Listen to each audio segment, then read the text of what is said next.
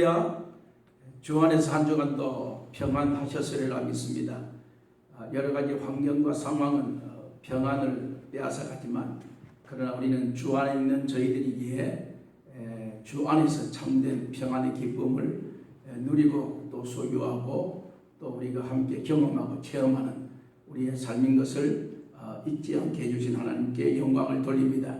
오늘 이 시간 찬양하면서 예배의 자리로 함께 나아가십시다.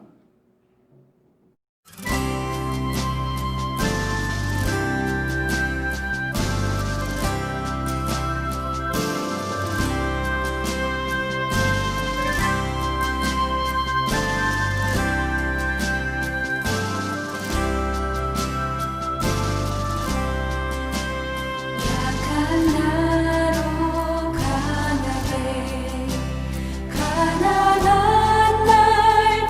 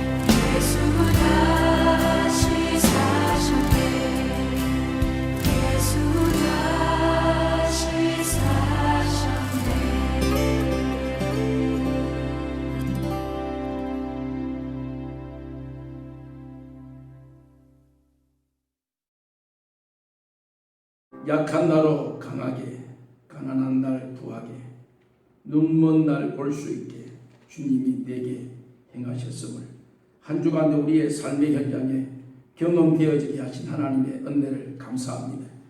한없이 약한 존재이며 한없이 부족한 존재이며 한없이 연약한 저희들이었지만 강한 나를 주님의 손에 붙잡으셔서 우리를 인도해 주심으로 오늘도 예배의 자리에 우리가 함께 나오게 하신 하나님의 은혜를 감사합니다.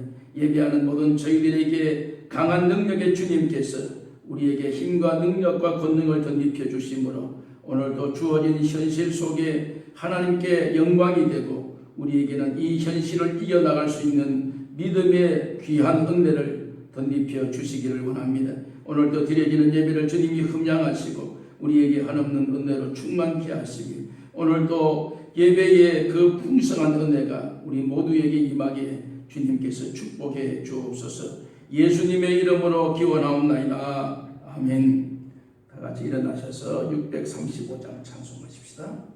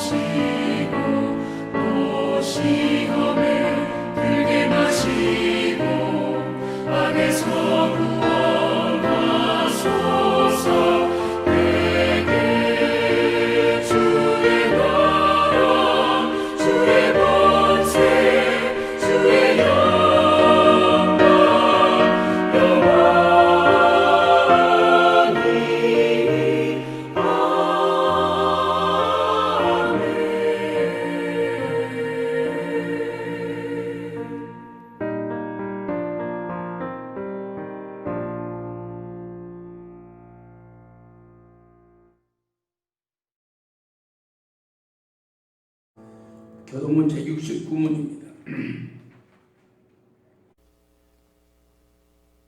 교동문제 69문. 너희는 눈을 높이 들어 누가 이 모든 것을 창조하였나 보라. 주께서는 수요대로 만상을 이끌어내시고 그들의 모든 이름을 부르시나니 그의 권세가 크고 그의 능력이 강함으로 하나도 빠짐이 없느니라. 야곱아 어찌하여 내게 말하며 이스라엘은 내게 이르기를 내 길은 여호와께 숨겨졌으며 내 송사는 내 하나님께서 벗어난다 하느냐. 너는 알지 못하느냐 듣지 못하였느냐. 영원하신 하나님 여호와 땅끝까지 창조하신 이는 피곤하지 아니하시며 곤기하지 아니하시며 명철이 한이 없으시며 피곤한 자에게는 능력을 주시며 무능한 자에게는 힘을 더하시나니 소년이라도 피곤하며 곤비하며 장장이라도 넘어지며 쓰러지되 오직 여호와를 앙망하는 자는 새 힘을 얻으리니 독수리가 날개치며 올라감 같을 것이요 다른 박질하여도 곤비하지 아니하겠고 걸어가도 피곤치 아니하리로다. 아멘.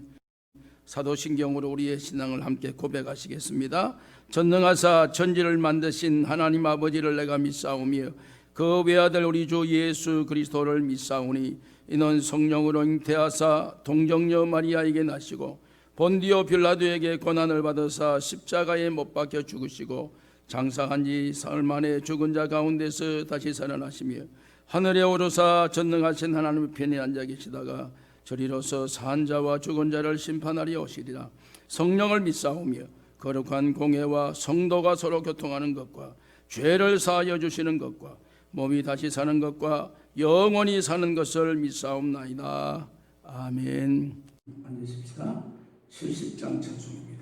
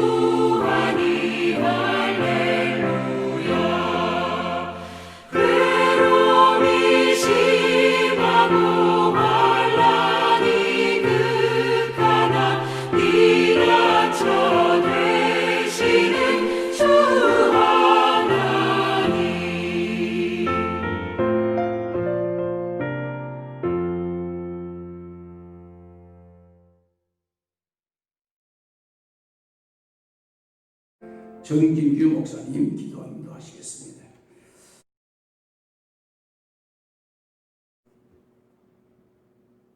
사랑하는 주님, 도와주옵소서. 세상의 만물을 바라보면서 하나님의 선하심을 깨달을 수 있도록, 하나님이 말씀하시는 것을 들을 수 있도록 저희의 귀를 열어주옵소서. 저희의 눈에 보여지는 많은 것들을 통해서 하나님이 나의 아버지 되심을 깨달을 수 있도록 저희의 눈을 열어주옵소서.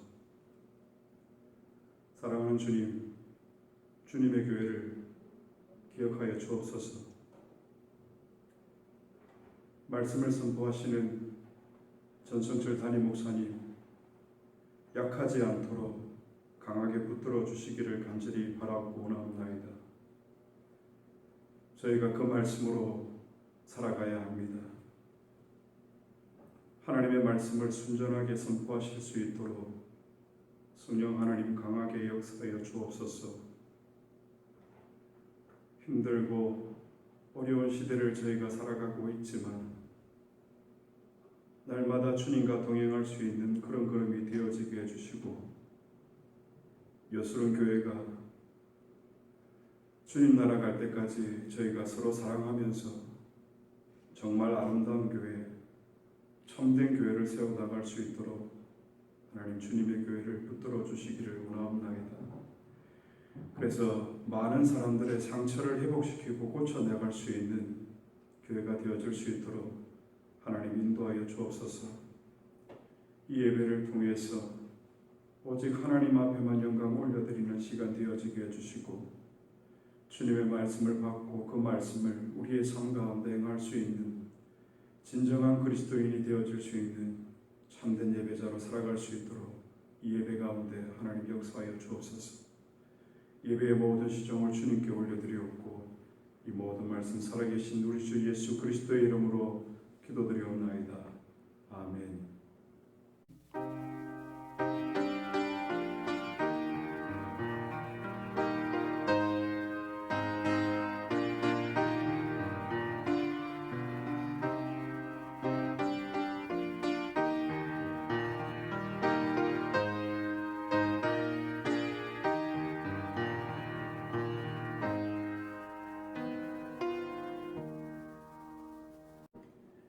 오늘 함께 나눌 하나님의 말씀은 사무엘하 7장 1절입니다.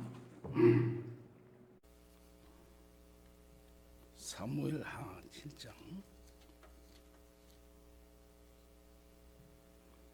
사무엘하 7장 1절 말씀부터 9절까지 말씀을 우리 같이 합독으로 오늘 본문 말씀을 함께 읽겠습니다. 사무엘하 7장입니다. 여호와께서 주위의 모든 원수를 무찌르사 왕으로 궁에 평안히 살게 하신 때에 왕이 선지자 나단에게 이르되 볼지어다 나는 백향목 궁에 살거늘 하나님의 궤는 휘장 가운데 있도다. 나단이 왕께 아뢰되 여호와께서 왕과 함께 계시니 마음에 있는 모든 것을 행하소서 하니라. 그 밤에 여호와의 말씀이 나단에게 임하여 이르시되 가서 너 종 다윗에게 말하기를 여호와께서 이와 같이 말씀하시되 너가 나를 위하여 내가 살 집을 건축하겠느냐. 내가 이스라엘 자손을 애굽에서 인도하여 내던 날부터 오늘날까지 집에 살지 아니하고 장막과 성막 안에 다녔나니 이스라엘 자손과 더불어 다니는 모든 곳에서 내가 내 백성 이스라엘을 먹이라고 명령한 이스라엘 어느 지파들 가운데 하나에게 내게 말하기를 너희가 어찌하여 나를 위하여 백향목집을 건축하지 아니하였느냐고 말했느냐. 그러므로 이제 내 종 다윗에게 이와 같이 말하라. 만군의 여호와께서 이와 같이 말씀하시기를 내가 너를 목양 곧 양을 따르는 데에서 데려다가 내 백성 이스라엘의 주권자로 삼고 너가 가는 모든 곳에서 내가 너와 함께 있어 내 모든 원수를 내 앞에서 멸하셨은즉 땅에서 위대한 자들의 이름같이 내 이름을 위대하게 만들어 주리라. 아멘. 259장 찬송 함께 하십시다. 259장.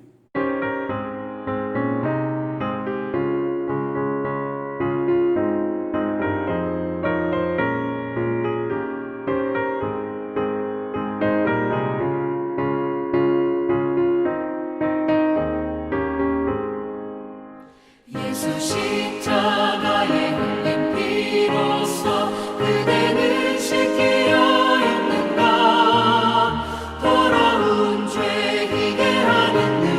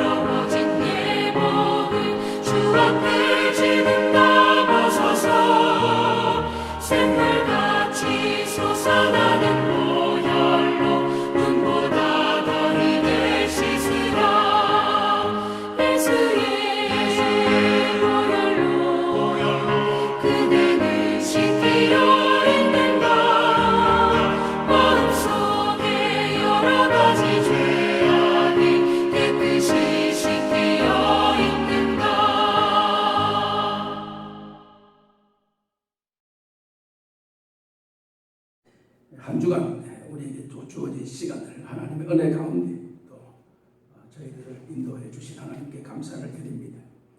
우리 한번 인사하십시다. 예수님이 희망입니다. 예수님이 희망입니다. 예, 우리가 지금 살아가는 이 시대의 유일한 희망은 예수님이신 것을 우리가 피부로 요즘에 절실히 많이 느끼고 있습니다. 가정에서 온라인으로 드려지는 모든 예배들 가운데도 하나님은 함께 하십니다. 여러분들이 가정에서 예배 드리는 것 소홀히 여기지 마시고 경건한 마음으로 준비하셔서 항상 우리가 예배에 임하는 그러한 삶이 될 수 있기를 바랍니다. 우리가 주일마다 계속해서 지금 기도 문제에 대해서 여러 가지 이렇게 다양하게 함께 접하고 있습니다. 처음에 저희들이 시작했던 기도는 우리는 우리의 것을 구하지만 하나님은 그 이상의 것으로 준비를 해놓고 계시는 주님이시다, 하나님이시다는 것을 우리에게 말씀해 주셨습니다. 지난 시간에 우리가 함께 나눌 수 있었던 그 말씀은 우리가 기쁨을 만들어낼 수 없다는 것을 우리는 시인합니다. 기쁨은 하나님이 만들어 주십니다. 단지 우리는 우리가 해야 될 일은 관용을 모든 사람에게 나타내라. 주께서 가까우시리라. 흔들림이 없이 하나님의 주권을 인정하라는 것입니다.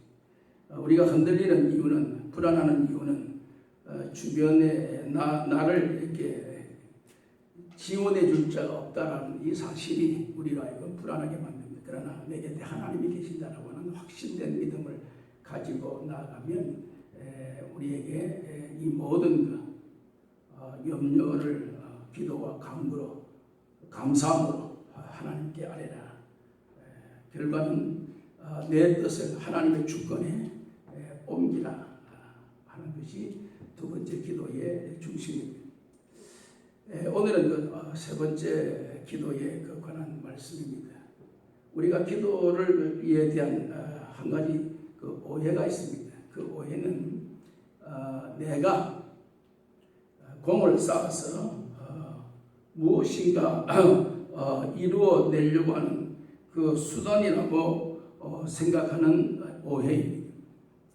기도라고 하는 것은 내가 무언가 열심히 공을 닦고 열심히 무엇인가 몸부림을 치면 우리의 몸부림치는 모습을 하나님 보시고 불쌍히 여기셔서 하나님은 이렇게 응답해 주시지 않겠는가 하는 그런 그 오해를 우리가 기도라고 하는 문제에 대해서 가지게 된다는 사실을 오늘 문제를 제기하면서 오늘 함께 말씀으로 해답을 여기에서 찾고자 하는 것입니다. 그래서 우리가 기도라고 하는 이 문제를 우리가 함께 거론할 때에 인간의 열심과 하나님의 능력을 의지하는 그러한 기도가 만나게 되면 무엇이든지 이루어질 수 있다 하는 그러한 식의 오해를 이렇게 만들어내고 있다는 사실입니다. 다시 말하자면 내 열심과 하나님의 능력이 합쳐지면 기적을 이룰 수 있다. 기도가 응답될 수 있다. 라는 그런 우리의 생각입니다. 그건 잘못된 생각이다. 그것은 우리의 잘못된 오해라고 하는 사실을 오늘 저는 여러분들에게 기도의 문제를 밝히려고 할 때에 함께합니다. 그래서 오늘 특별히 사무엘하 7장의 말씀을 이제 기준으로 해서 이런 오해들을 어떻게 풀어낼 수 있는가 하는 것을 함께 나누게 되는 것입니다. 7장의 내용은 이런 내용입니다. 다윗이 나라를 이렇게 다스려 가는데 왕의 가장 이 중점 사항이 외세의 침략을 막는 것입니다. 특별히 이스라엘의 주변 국가들이 끊임없이 이스라엘을 괴롭힙니다. 이 침략해 옵니다. 여러 가지 이유 등등에서 전쟁을 도발합니다. 이것을 왕은 잘 막아내고 또 물리치고 또 백성들을 하여금 평안을 이렇게 만들어주고 또 백성들은 평안하게 이렇게 살아가는 이것에 역점을 두어야 되는 것이 왕이 해야 될 의무 중에 중요한 의무인 것입니다. 다윗은 이 일을 잘 수행했습니다. 그래서 어느 날 참 나라가 평안하기 시작했습니다. 그리고 백성들도 안정된 삶을 살고 다윗 왕도 모처럼 허리를 펴고 왕궁에서 참 편안한 잠을 자고 외세의 침입도 없이 이게 알려지는 여러 가지 소식들은 다 평안하고 또 더 좋은 기쁜 소식들로만 이렇게 풍성한 이 결과를 이렇게 듣게 되는 기쁜 삶이었습니다. 그런 가운데서 갑자기 이 다윗의 마음속에 슬그머니 이런 마음이 쑥 듭니다. 나는 이렇게 좋은 궁궐에서 좋은 백향무로 지은 좋은 이러한 이 궁궐에서 이렇게 편안하게 생활을 하는데 우리나라에 그 하나님이 임재하는 곳이 있는데 그게 언약궤라고 하는 법궤인데 그 언약궤에는 하나님이 그곳에 임재한다는 그런 그 신념과 믿음이 이스라엘 백성들과 왕은 늘 그런 그 신념을 가지고 있습니다. 그래서 전쟁을 이렇게 수행할 때 항상 그 법궤를 가지고 나가면 하나님이 여기에 우리와 함께 하신다. 하나님이 도우신다. 하는 그런 그 믿음으로 전쟁을 이렇게 이기는 그런 그 과정을 이렇게 익히 봄으로써 백성들이나 왕이 늘 법궤에 대한 언약궤에 대한 고마움을 가지고 있습니다. 그런데 이 다윗이 바쁠 때는 그런 생각을 잘 못하고 있다가 이제 평안해지고 나라도 안정이 되고 하다 보니까 마음속에 법궤에 대한 이 생각이 떠올랐어요. 법궤가 지금 어디 있냐? 그 법궤가 천막에 이렇게 너덜너덜한 천막에 이렇게 안치되고 있다 하는 그런 소식을 다윗이 접하게 됩니다. 그러다 보니까 이 다윗의 마음이 짠합니다. 나는 이렇게 좋은 궁궐에서 평안하게 아름다운 삶을 이렇게 누리는데 정작 이 나라를 보호해주고 이 나라를 지켜주고 이 나라의 진정한 평화를 만들어주는 그 중심적인 그 영향력 있는 그 언약 법궤 그것은 아주 너덜너덜한 그런 천막에 이렇게 방치되고 있다는 이 사실에 굉장히 이 다윗이 마음이 편치가 않았습니다. 그래서 갑자기 이런 마음이 들었습니다. 내가 언약궤 여호와의 궤 이 언약궤를 모실 집을 잘 지어야 되겠다. 내가 살고 있는 궁궐보다 더 좋게 이렇게 지어드려야 되겠다. 왜? 그곳에 하나님이 임재하시는데 이 나라를 지켜주시는 하나님이 거기에 임재하시는데 그래서 그 언약궤를 모실 집을 아름다운 집을 지어 이렇게 봉헌을 해야 되겠다. 이런 마음을 가지게 됐습니다. 참 기특한 마음이죠. 좋은 마음입니다. 그래서 이 마음을 자기 마음에만 담지 않고 그 당시에 나라에 종교적인 그러한 영향력을 끼치고 있는 나단 선지자라고 있었습니다. 이 나단 선지자에게 찾아가서 다윗이 가지고 있는 이 기특한 마음을 나단 선지자에게 전합니다. 내가 지금 이렇게 편하게 있다 보니까 마음의 한 구석에 무엇이 허전합니다. 나는 이렇게 잘 있는데 하나님이 정작 임재하시는 그 언약궤는 방치되고 있다는 이 사실이 굉장히 괴로워서 제가 그 집을 잘 지어 드려서 이 법궤를 거기에다가 모시고 싶습니다. 라고 이렇게 다윗이 나단 선지자에게 알립니다. 나단 선지자가 객관적으로 다윗의 이야기를 들으니까 굉장히 마음이 동합니다. 정말 그렇구나. 우리가 그동안 우리가 전쟁에 이긴 것에 대한 기쁨은 충만했는데 정작 그 이길 수 있었던 그 원동력이 되는 법궤에 대한 관심은 그렇게 좀 무지했구나. 다윗이 참 기특한 생각을 하게 되고 이것을 실행에 옮긴다고 하길래 굉장히 이제 감사하고 기쁨으로 충만했습니다. 근데 선지자니까 이제 이러한 여호와의 임재가 있는 그러한 전이기 때문에 선지자 나단이 하나님께 묻습니다. 기도를 합니다. 하나님, 이러한 아름다운 전을 이렇게 지어 드리려고 하는데 하나님 생각은 어떻습니까? 그러면은 선지자의 기대는 하나님이 너무 기뻐하실 줄 알았습니다. 아이고 이제서 철이 드는구나. 이제서 내가 임재할 그 집을 이제서 짓는구나.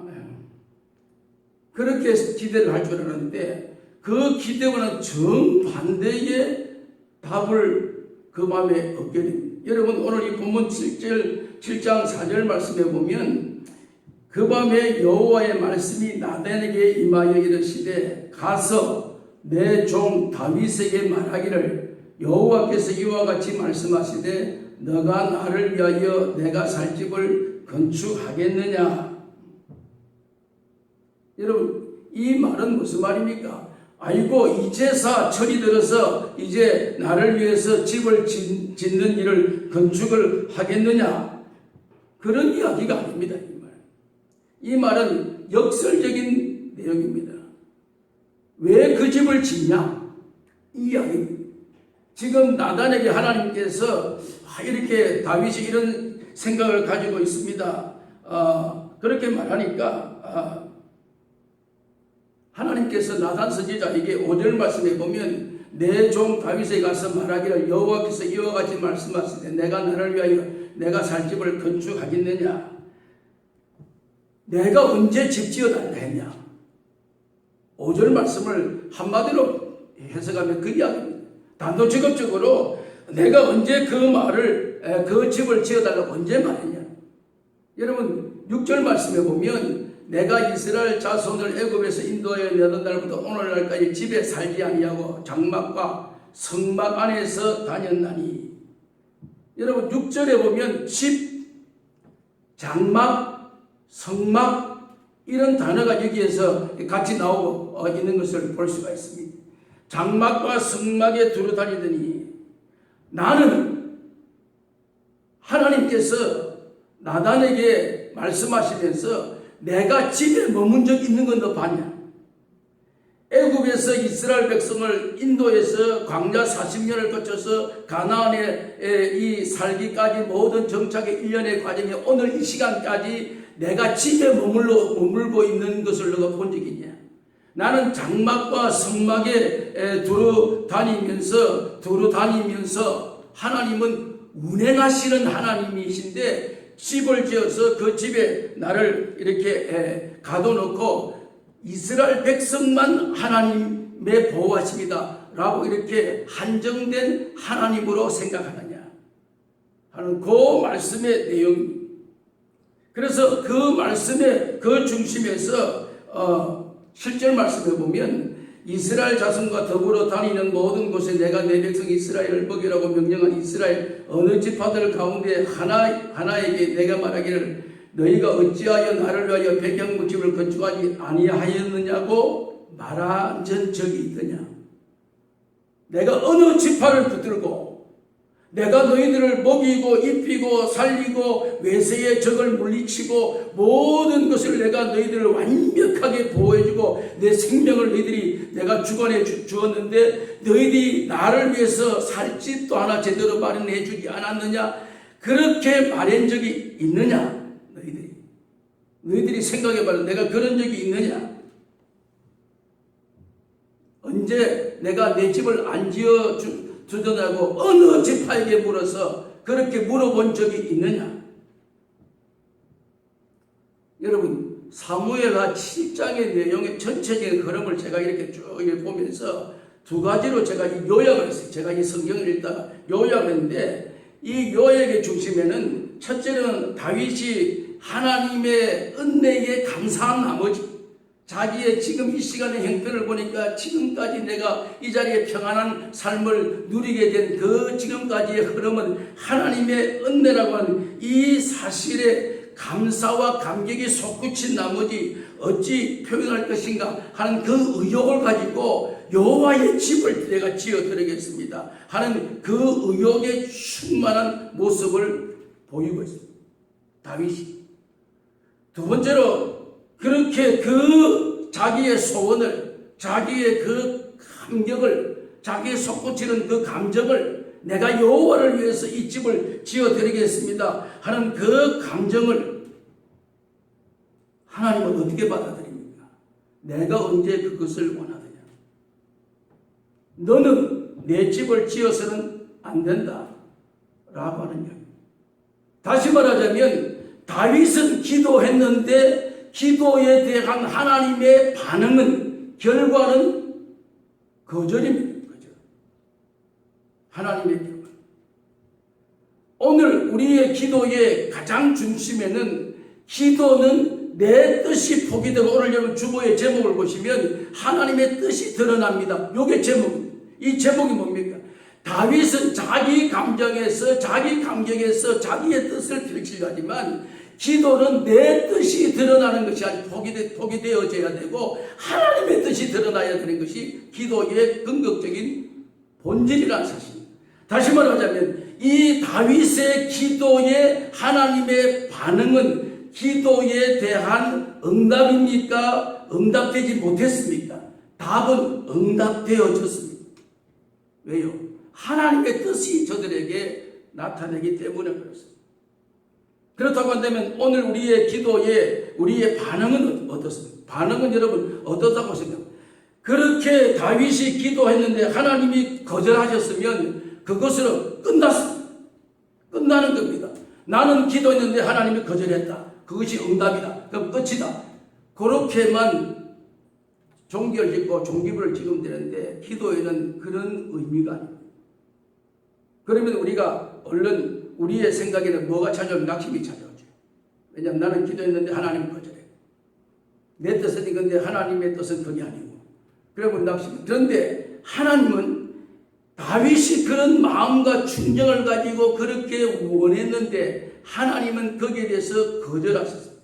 거절하는 것으로만 하나님은 종결을 짓는 것이 아니고 하나님은 다윗에 대한 어마어마한 계획들을 하나님은 미리 다시 준비해 놓고 계시고 있다는 사실을 지금 오늘 이 본문 우리에게 밝혀주고 있는 중요한 진리가 여기에 담겨져 있다는 사실입니다. 여러분, 그 하나님의 계획이 어떤 것인지 8절 말씀 보실래요? 7장 사무엘 7장 8절 말씀에 보면, 그러므로 이제 내 종 다윗에게 이와 같이 말하라. 만군의 여호와께서 이와 같이 말씀하시기를 내가 너를 목장 곧 양을 따르는 데에서부터 시작해서 데려다가 내 백성 이스라엘의 주권자를 삼고 너가 가는 모든 곳에 내가 너와 함께 있어 내 모든 원수를 내 앞에서 멸하셨으며 땅에서 위대한 자들의 이름같이 내 이름을 위대하게 만들어 주리라.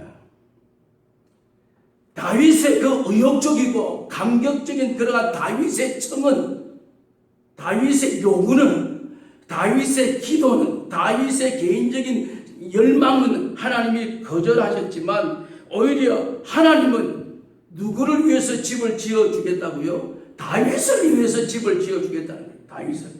다윗은 하나님의 전을 위해서 집을 짓겠습니다 하는데 그 청은 거절하시고 하나님은 오히려 너가 가는 모든 곳에서 내가 너와 함께 있어 내 모든 원수를 내 앞에서 다 멸하셨으며 하나님이 내가 누구에게요? 기도하는 다윗에게 자기의 소원을 가지고 감정을 가지고 감동을 가지고 기도하는 다윗에게 하나님은 그 다윗의 감정과 솟구치는 감사에 대한 하나님의 응답보다는 그 이상의 더 어마어마한 하나님의 계획이 다윗을 통해서 이루어 가시려고 하는 하나님의 또 다른 계획이 여기에 담겨져 있다는 사실. 이것은 기도하는 사람에게 열려지는 하나님의 문입니다. 하나님의 축복입니다. 기도하는 사람에게 보여주시는 하나님의 또 다른 계획이라는 사실입니다. 여러분, 그 계획이 무엇입니까?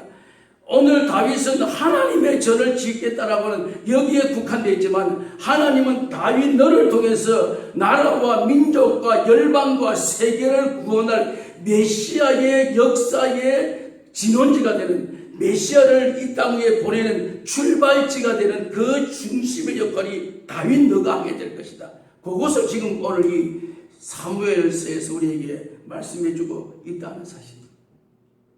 여러분, 그 말씀이 어디 있을까요? 12절에서 15절 말씀은 오늘 이 본문 말씀은 아니지만 지나가서 여러분들이 함께 읽으시면 12절에 15절 말씀에 보면 내 수완이 쳐서 내 조상들과 함께 누울 때 내가 내 몸에 내 씨를 내 뒤에 세워 그의 나라를 견고하게 하리라.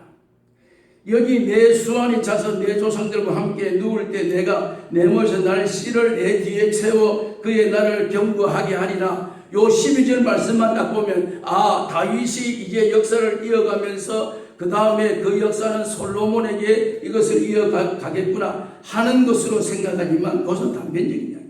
그래서 그 태어날 다음 씨를 통해서 13절에 그는 내 이름을 위하여 집을 건축할 것이요 나는 그의 나라 왕위를 영원히 견고하게 하리라.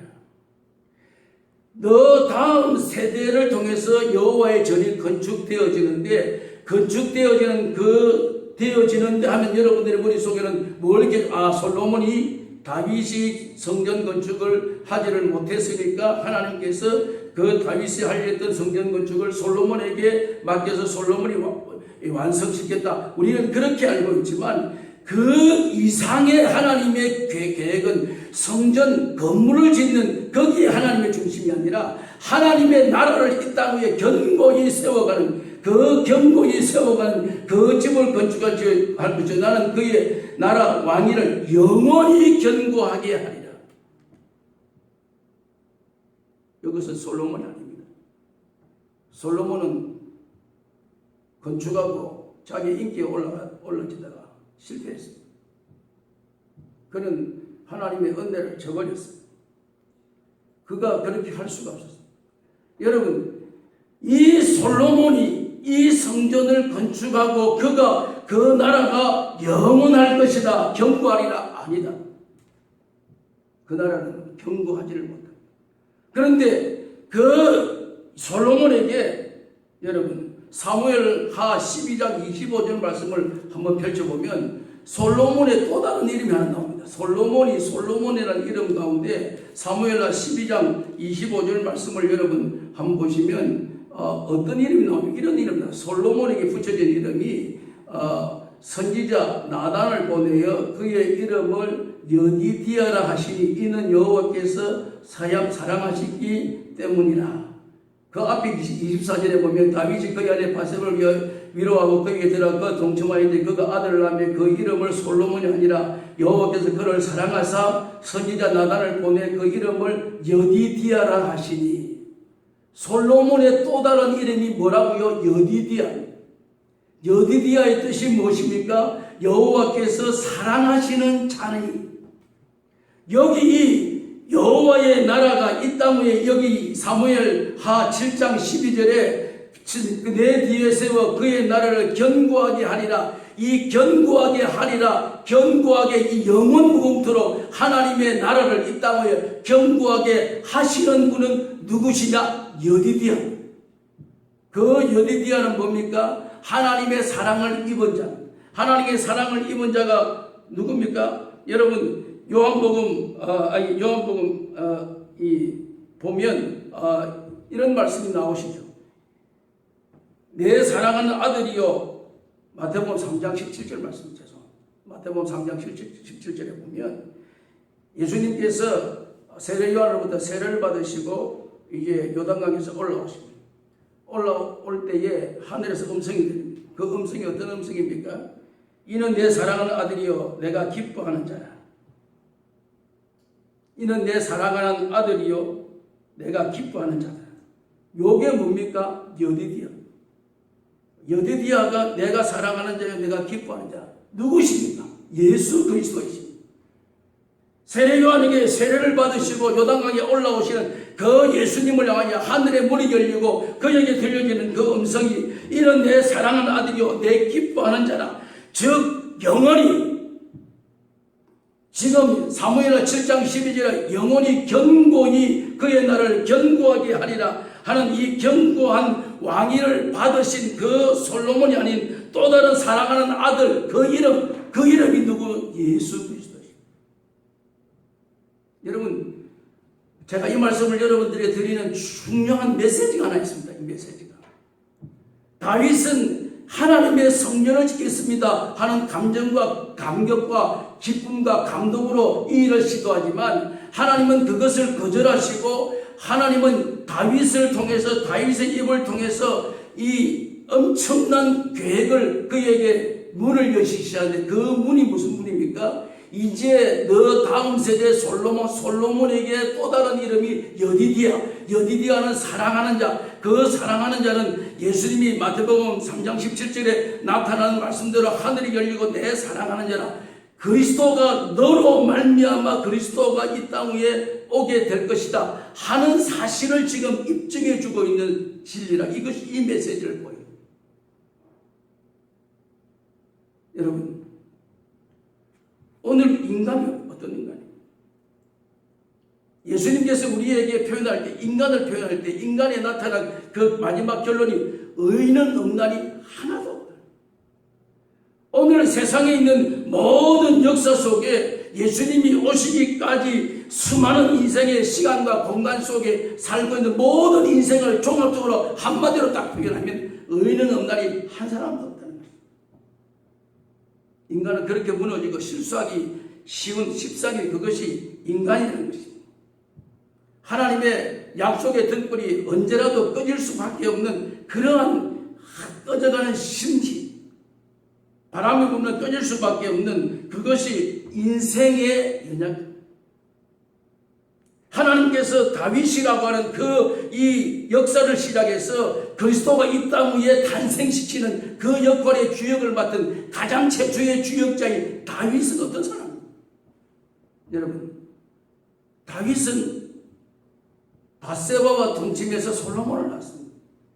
밧세바란 이 성경 말씀에 여러분 오늘 이 성경 말씀을 읽으면서 저는 좀 독특한 걸 이렇게 보게 되는데 성경 말씀을 읽으면서 그냥 밧세바를 통해 이렇게 말하지 않고 12장에 사무엘서 12장에 밧세바가 나오니까 여기 오늘 이 본문 말씀에는 어떤 말씀이 나오냐면 너를 위하여 아들을 했는데 그 아들을 낳는 그 과정에서 우리아의 아내를 통하여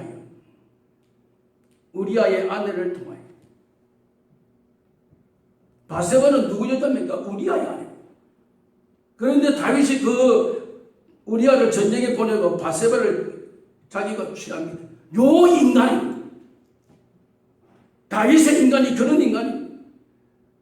하나님이 보실 때 의인이 없나니 하나도 없다라고 하는 그 증명의 중심부에는 그 인간. 그럼에도 불구하고 그런 실패를 가지고 있는 이런 인간의 모습을 가지고 있지만 그럼에도 불구하고 하나님의 계획은 변함이 없다.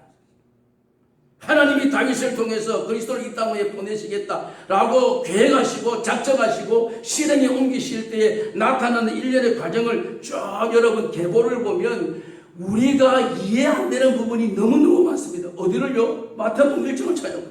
마태복음 1장 여러분 시작 성경 제일 시작하면서 마태복음 1장은 예수 그리스도의 족보의 시작입니다. 족보의 시작에 마태복음 1장에 아브라함이 다윗에서 예수 그리스도의 계보라. 아브라함이 이삭을 낳고 이삭은 야곱은 유다와 그의 형제를 낳고 유다는 다말에게서 베레스와 세레를 낳고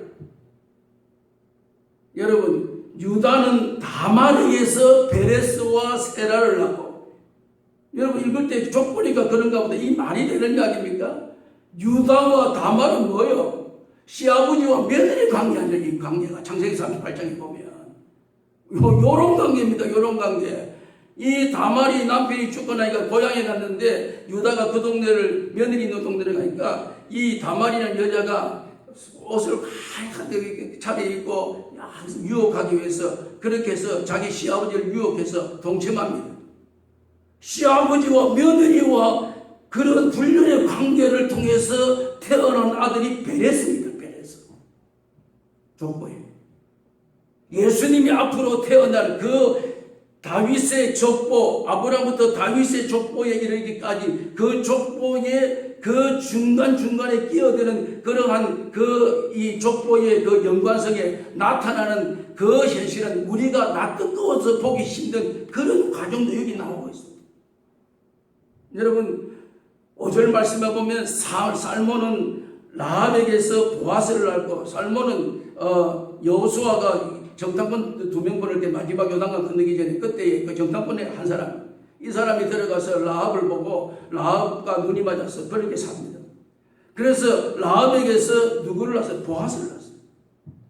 이 보아스 여러분 뭡니까? 잘 알죠? 보아스 나오미와 룻 모압 땅에 가서 살다가 못 살아가 남편 다 죽고 전부 다 남자라는 거 싹 다 죽어버리고 다른 위에 첫째 며느리는 그 자기 고향 돌아가고 친정으로 둘째 며느리 룻이 어머니 하나님 내 하나님도 따라가 그 베들레헴에 따라와가지고 거기 시어머니 거기 네가 어디가 살겠냐 소리 누가 다시 재혼해 그 재혼해 되겠는데 이런 관계성 속에서 결혼한 사람이 보아스 룻은 어떤 여자? 이방 여자 모압 여자 이방 여자인 이 룻이 보아스와 이렇게 이게 말이 되는 이야기입니다. 하나님의 계획에 예수 그리스도가 탄생하는 이러한 이 일련의 족보를 우리에게 말씀하면서 나타나는 그 결과는 어떤 결과?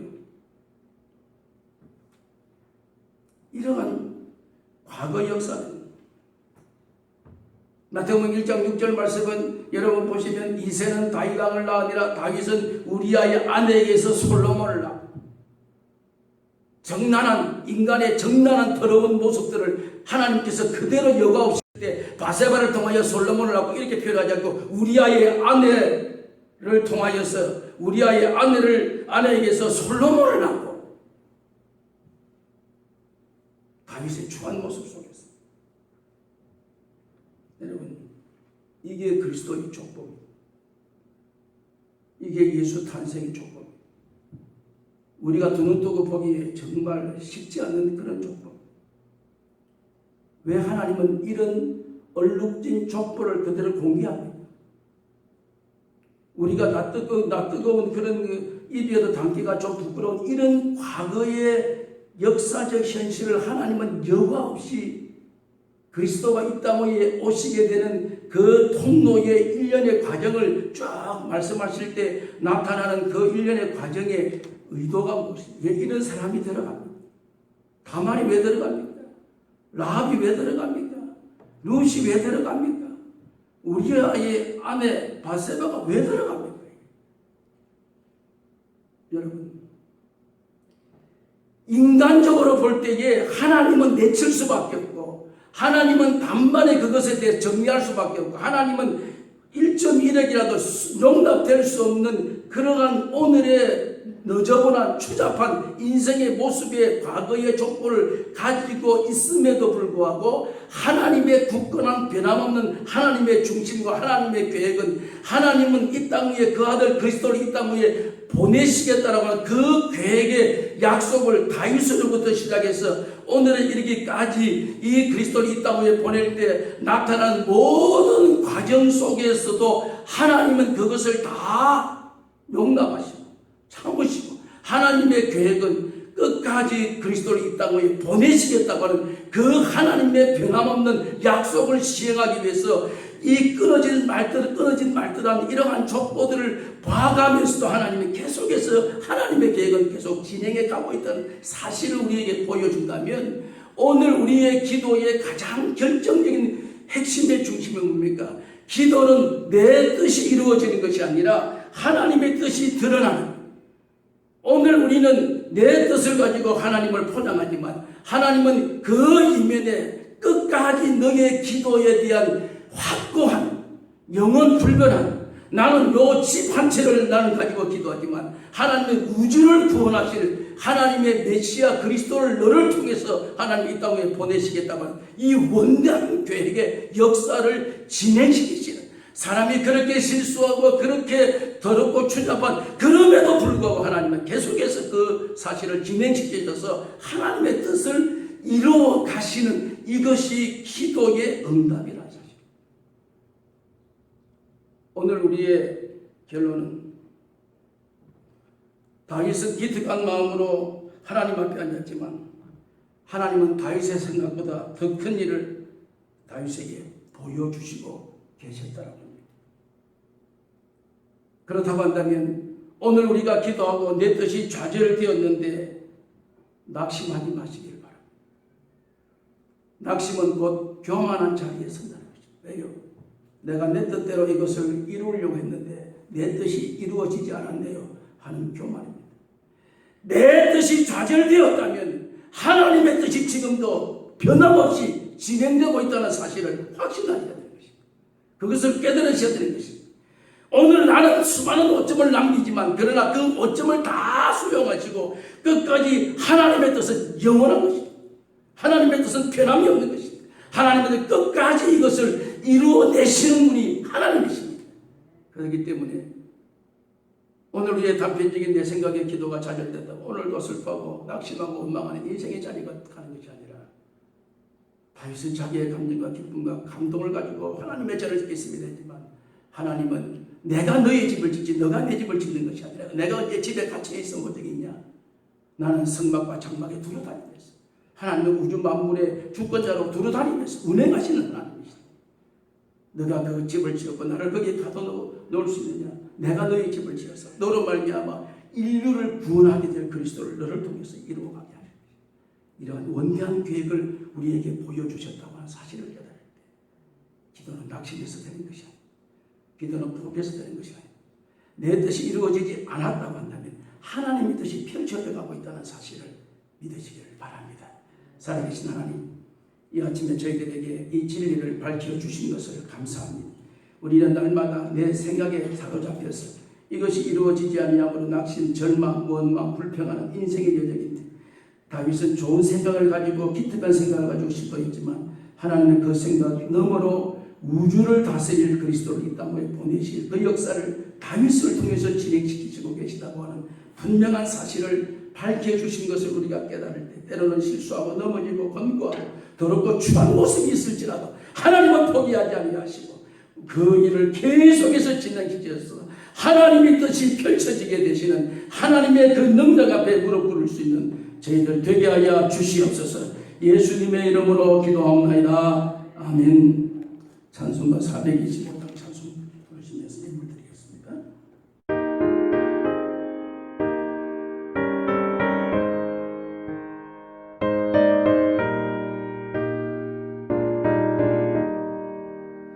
주님의 뜻을 이루소서.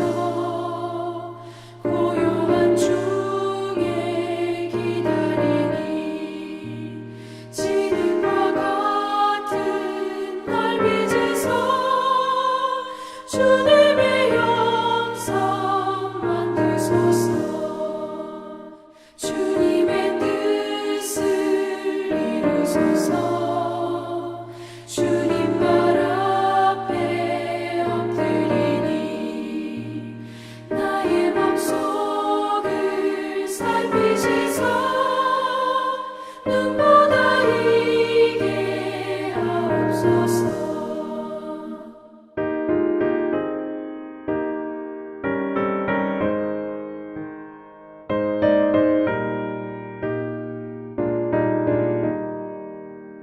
주님의 뜻을 이루소서.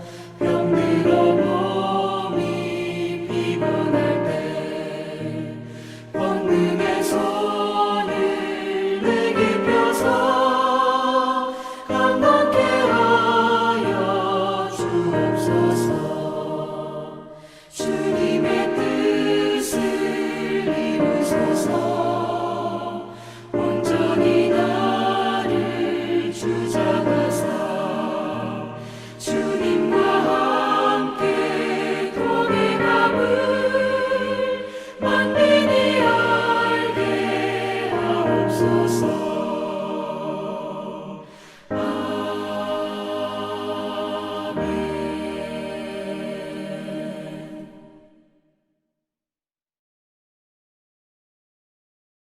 사랑하신 주님, 기도는 내 뜻이 이루어지는 것이 아니고 아버지의 뜻이 이루어지는 것임을 저희들에게 깨닫게 해주셨사오니 이제는 기도에 낙심하지 아니하고 항상 기도하고 낙심치 말아야 될 것을 우리에게 말씀하신 것을 기억하며 오늘도 하나님의 뜻은 변함없이 이루어져 가고 있다는 분명한 사실을 저희들이 깨닫게 해주신 것을 감사합니다. 한 주간도 여러 가지 형편과 처지에 좌절과 실망할 수밖에 없는 현실이 있었지만 낙심하지 않는 것은 이 모든 역사를 주관하시는 분이 하나님이심을 저희들에게 깨닫게 해주신 것을 감사하오니 이 시간도 받은 은혜 감사하며 예물을 주님 앞에 올려드립니다. 감사 예물도 바치는 성도들의 손길을 복되게 하시고 더 풍성한 예물로 채워주심으로 감사로 충만하게 하시고 감사의 열매가 날마다 맺어지기에 부족함이 없게 하시며 10분의 1을 구별하여 말씀으로 주님 앞에 올려드리오니 연락해 주시고 오늘도 말씀대로 축복을 더하여 주시기를 원합니다. 주일 예물과 건축 예물과 성교 예물을 주님 앞에 올려드립니다. 연락해 주시고 날마다 공급해 주시는 하나님의 은혜에 감사하며 영광 돌리기에 부족함이 없는 저희들 되게 하시고 날마다 하나님의 뜻이 하늘에서 이루어진 것처럼 땅에서도 이루어지는 놀라운 기적을 볼 수 있도록 이 한 주간도 축복해 주시옵소서. 이제는 우리를 죄악 가운데서 구원해 주신 우리 구주 예수 그리스도의 크신 은혜와 하나님 우리 아버지의 말로 다할 수 없는 그 사랑과 성령님의 위로하심과 교통하심 오늘도 내 뜻이 포기되고 아버지의 뜻이 이루어지는 놀라운 현장 앞에 이 한 주간도 승리하기를 다짐하는 사랑하는 모든 주의 백성들 머리 위에 이제로부터 영원 무궁토록 함께 계실지어다. 아멘.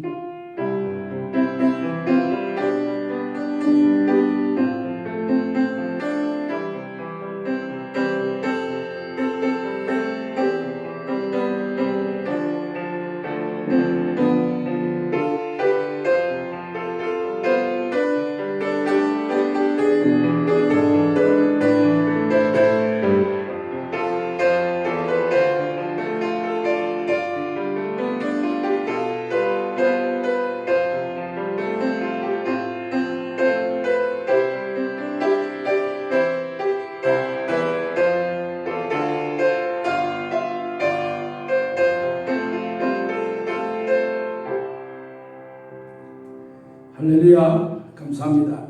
우리 2020년 우리 교회표 힘차게 외치고 또 산대 터전으로 나아가십시다. 복음이 능력입니다. 복음이 능력입니다. 복음이 능력입니다. 감사합니다. 네, 모든 광고사는 주보를 여러분들 잘 참고해 주시기를 바랍니다. 이번 주간에 우리 중남부 노회가 내일부터 모이는데 줌으로 이렇게 요즘 다 이렇게 회의가 시작됩니다. 기도해 주셔서 좋은 결정들이 날 수 있도록 위해서 기도해 주시기 바랍니다. 감사합니다.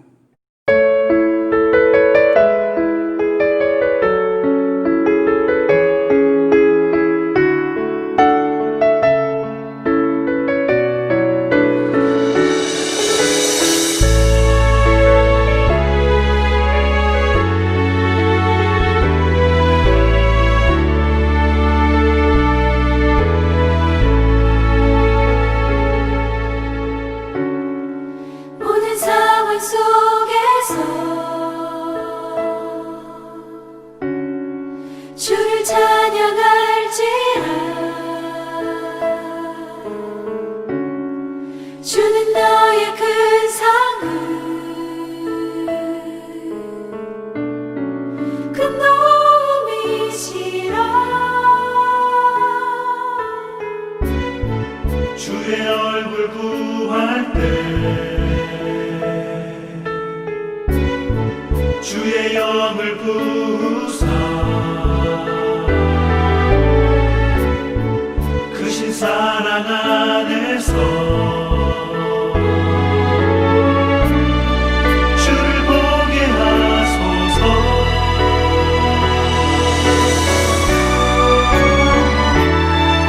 내 영혼이 걱정되고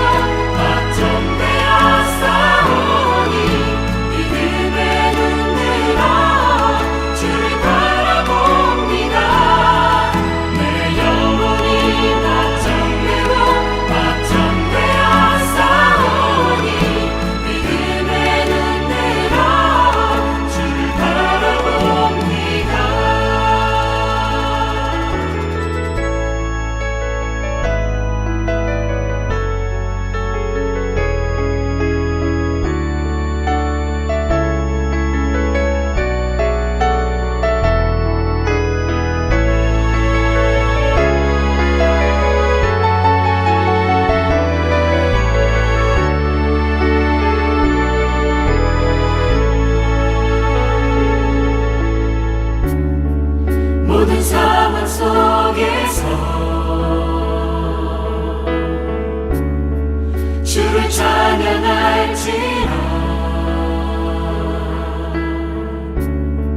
주는 너의 큰 상급 큰 도움이시라